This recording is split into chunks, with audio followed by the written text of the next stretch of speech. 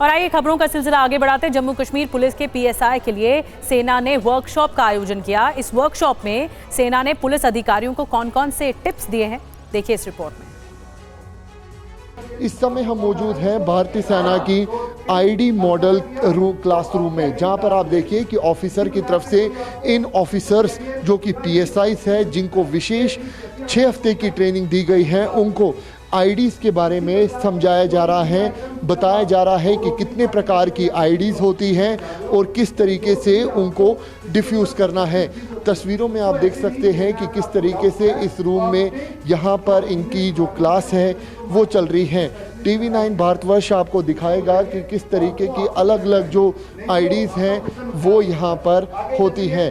तस्वीरों में आप देख सकते हैं कि ऑफिसर जो है वो यहाँ पर समझा रहे हैं, बता रहे हैं कि अलग अलग तरीके की जो आईडीज़ हैं वो यहाँ पर रखी गई है और बताया जा रहा है कि अगर आतंकियों की तरफ से कहीं पर आशंका होती है कि यहाँ पर आईडी है और वो अलग अलग तरीके की आईडीज़ हो सकती है, उनको डिफ्यूज़ कैसे करना है। और महाराष्ट्र के रायगढ़ जिले में एक हेलीकॉप्टर क्रैश हो गया। यह हेलीकॉप्टर शिवसेना यूबीटी की नेता को चुनाव प्रचार के लिए लेने जा रहा था, उससे पहले ही हादसे का शिकार हो गया। हवा में सामान्य ढंग से उड़ रहा यह हेलीकॉप्टर अपने गंतव्य पर पहुंचने वाला था। अचानक हेलीकॉप्टर तेजी से धरती की ओर आने लगा। कुछ ही देर में हेलीकॉप्टर धूल के गुब्बार में खो गया। जोरदार आवाज के साथ हेलीकॉप्टर धरती से टकरा चुका था। यह हादसा महाराष्ट्र के रायगढ़ जिले के महाड़ में हुआ। हेलीकॉप्टर शिवसेना यूबीटी की नेता सुषमा अंधारे को ले जाने के लिए आ रहा था, लेकिन उन्हें लेने से पहले ही यह क्रैश हो गया। पायलट ने अस्थायी हेलीपैड पर हेलीकॉप्टर उतारने की कोशिश की, लेकिन संतुलन खो दिया।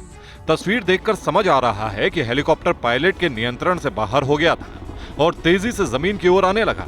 गनीमत रही कि हेलीकॉप्टर के दोनों पायलट की जान भी बच गई। हेलीकॉप्टर क्रैश की खबर लगते ही दमकल की गाड़ियां मौके पर पहुंची। प्रशासन के अधिकारी और खुद सुषमा अंधारे भी घटनास्थल पर मौजूद थी। जमीन से टकराने के बाद हेलीकॉप्टर के रोटर ब्लेड टूट गए। हेलीकॉप्टर पूरी तरह क्षतिग्रस्त हो गया। दोनों पायलट ने समय रहते कूद कर जान बचाई। और थोड़ी देर में बताया जा रहा है रायबरेली से राहुल गांधी का नामांकन होने वाला है। कलेक्ट्रेट पहुंचने वाले हैं राहुल गांधी, जो जानकारी इस वक्त मिल रही है। लगातार सबकी नजरें राहुल गांधी पर हैं। आज उनका नॉमिनेशन का दिन है। थोड़ी देर में कलेक्ट्रेट पहुंच जाएंगे और अपना नामांकन दाखिल कर देंगे। सोनिया गांधी और प्रियंका गांधी भी साथ मौजूद रहेंगी और अशोक गहलोत भी हम देख पा रहे हैं कि साथ हैं। तमाम बड़े नेताओं का जमावड़ा लगा हुआ है। रायबरेली से हमारे साथ सीधे पंकज झा जुड़ रहे हैं, रोविंग एडिटर, उनके पास चलते हैं। पंकज, कितनी देर में बताया जा रहा है राहुल गांधी कलेक्ट्रेट पहुंच जाएंगे? देखिए, अभी तो राहुल गांधी जो है उनको पहुंचना है। यहाँ सामने आपको दिखला रहा हूँ तस्वीरों में, टॉप एंगल शॉट्स में, कि ये कांग्रेस ऑफिस है। यहाँ सबसे पहले राहुल गांधी आएंगे और उसके बाद यहाँ पर आपको बताऊं कि जो पूजा हवन की पहले से परंपरा रही है उसमें शामिल होंगे और यहाँ से एक जुलूस की शक्ल में, यहाँ से लेकर डिग्री कॉलेज तक जहाँ कलेक्ट्रेट में उनको नामांकन करना है, वहाँ पहले यहाँ आएंगे, फिर जुलूस के शक्ल में कलेक्ट्रेट जाएंगे और फिर वहाँ वो नामांकन करेंगे। और ये कांग्रेस के समर्थकों की भीड़ है। आपको समाजवादी पार्टी के कार्यकर्ता, उनके समर्थक भी झंडे और डंडे के साथ नजर आ रहे होंगे। थोड़ी ही देर में जो जानकारी मिली है कि यहाँ पर राहुल गांधी और प्रियंका गांधी दोनों थोड़ी ही देर में रायबरेली में कांग्रेस ऑफिस में पहुंचने वाले हैं। जी बिल्कुल पंकज, और 20 मई को वोटिंग होनी है रायबरेली और अमेठी में और आज नामांकन का आखिरी दिन है। राहुल गांधी नामांकन दाखिल करेंगे।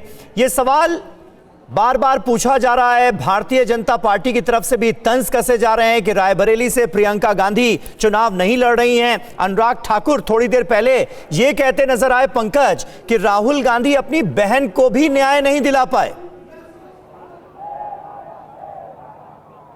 देखिए, प्रियंका ने इस बात का जवाब फुर्सतगंज एयरपोर्ट पे ही कह दे दिया था। उन्होंने कहा था कि देखिए, दोनों में से एक को लड़ना था और मैं नहीं लड़ रही हूं क्योंकि एक को चुनाव संचालन करना है, चुनाव प्रचार भी देखना है। फिर जब वो अमेठी गई थी किशोरीलाल शर्मा के लिए, तब भी उन्होंने ये बात कही थी। राहुल गांधी से हमने फुर्सतगंज एयरपोर्ट पे ही पूछा था कि आखिर अमेठी छोड़कर रायबरेली क्यों जा रहे हैं, इसका उन्होंने कोई जवाब नहीं दिया है। लेकिन एक बात ज़रूर है कि बीजेपी एक कैंपेन चलाने जा रही है। जिस तरीके से वो अमेठी छोड़कर रायबरेली गए हैं, खुद प्रधानमंत्री नरेंद्र मोदी ने इसकी शुरुआत भी कर दी है इस कैंपेन की एक तरीके से।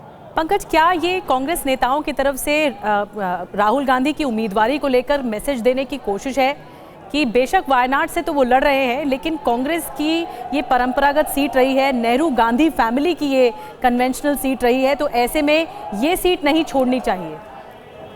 मल्लिकार्जुन खड़गे ने राय बनाने की कोशिश भी की थी। जी हाँ, यही बात जी हाँ, यही बात कांग्रेस के जो सीनियर लीडर्स हैं जिनसे आज हमारी बातचीत हुई, वो अशोक गहलोत हों, अविनाश पांडे हों, इन सभी ने यही कहा कि चूंकि रायबरेली का नाता आज का नहीं, दशकों का है, परिवार से, फिरोज गांधी से लेकर इंदिरा गांधी और फिर सोनिया गांधी, और इसीलिए इस परिवार से जो इमोशनल कनेक्ट रहा है रायबरेली के लोगों का, और इस नाते राहुल गांधी रायबरेली से चुनाव लड़ रहे हैं। बिल्कुल पंकज, बने रहे आप हमारे साथ।